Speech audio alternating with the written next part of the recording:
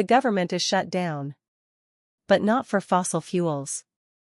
Federal workers who issue permits for oil, gas, and mining operations are on the job, along with those working to repeal pollution limits.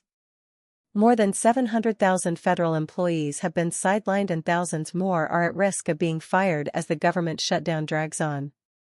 But the workers responsible for carrying out the president's plans for more fossil fuels and less wind and solar power are still hard at work. Some are approving permits for companies that want to extract metals, coal, oil, and gas from public lands and federal waters. Others are rolling back limits on the greenhouse gas emissions that are driving climate change. On Thursday, the Bureau of Land Management approved the expansion of a copper mine on public land in Utah. Earlier this week, the Interior Department prepared to open more than 250,000 acres of land in Wyoming and Nebraska to oil drilling, and held a coal lease sale for access to Montana's Powder River Basin. And at the Environmental Protection Agency, employees are finalizing a plan to allow more mercury emissions from coal plants, according to two people familiar with the work underway. Charlotte Taylor, a spokeswoman for the Interior Department, said the agency was doing what was necessary in light of President Trump's declaration in January of a national energy emergency. Work related to permitting, leasing, and other essential energy operations is continuing as accepted work to help strengthen the nation's energy security, maintain reliable supplies, and protect American consumers from disruption, Ms. Taylor said. Most experts say that there is no national energy emergency, pointing to record amounts of oil and gas that is being produced in the United States. Electricity demand, however, is on the rise, driven largely by the explosion of data centers as well as population growth and the rise of artificial intelligence applications. At the same time, the Trump administration has been trying to slow or stop the expansion of renewable energy that could add to the nation's electricity supply. If this is truly about keeping the lights on, then why suppress the cleanest and cheapest energy that's coming online, said Alexandra Adams, Chief Policy Advocacy Officer for the Natural Resources Defense Council, an environmental group. The continuation of work on fossil fuel projects during the shutdown is both legal and appropriate, said Rachel Colley, a spokeswoman for the Office of Management and Budget. Approving energy development is no different than keeping open national parks. It can be done to the extent funds are available, and at some point money will run out, Ms. Colley said. She blamed Democrats for the shutdown, which she said has forced Mr. Trump to pick and choose which programs to fund with the dwindling dollars that remain carried over from last year. But environmental advocates and others accused the Trump administration of deploying the government shutdown selectively to assist favored industries and political supporters. Oil and gas industry interests spent nearly $75 million to help elect Mr. Trump in 2024. Mr. Trump is showing us exactly who and what matters to him, which is industry executives and his political allies, said Stephanie Kuros, Deputy Director of Government Affairs at the Center for Biological Diversity, an environmental group.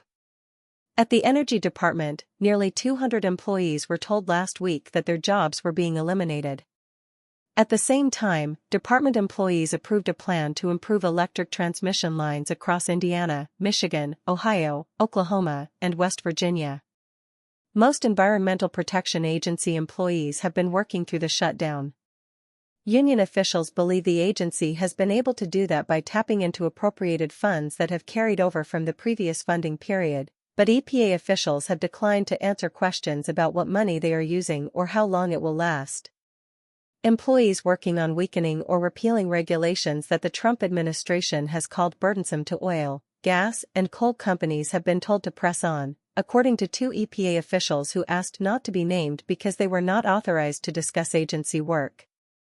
One regulation nearing completion would loosen power plant limits on emissions of mercury, a neurotoxin that impairs brain development, the two officials said. Bridget Hirsch, a spokeswoman for the EPA, said in a statement that the agency is continuing to fulfill legal obligations, meet emergency response, and work on administration priorities. We are unwavering in our commitment to our mission of providing clean air, clean land, and clean water for all Americans, she said. Moreover, we'll continue to dismantle the Biden administration's wasteful and costly agenda. And the Interior Department has furloughed about half of its 58,600 employees but exempted those who permit fossil fuel and mining projects on public lands and in federal waters. On Thursday, it announced it had approved an expansion of the copper mining operations at the Lisbon Valley Copper Mine in San Juan County, Utah. The Bureau of Ocean Energy Management, which oversees offshore energy development, will cease all renewable energy activities during the shutdown, according to a copy of the Bureau's plan. But its plan calls for using carryover funds to keep employees working on priority conventional energy projects, including offshore drilling permits and a 5-year plan for selling drilling leases along the outer continental shelf. Oil industry representatives called the work being done throughout the shutdown critical. It's essential that critical permitting and regulatory functions remain active to avoid unnecessary delays to energy projects that help keep energy affordable, strengthen reliability, and support jobs and government revenue, said Bethany Williams, a spokeswoman for the American Petroleum Institute, which represents oil companies. Kevin Book, managing director of Clearview Energy Partners, a Washington-based research firm, said the Trump administration's shutdown agenda was simply illustrative of different presidential priorities. The Biden administration's contingency plans for a government shutdown would have allowed Treasury Department employees to continue working on renewable energy, he noted.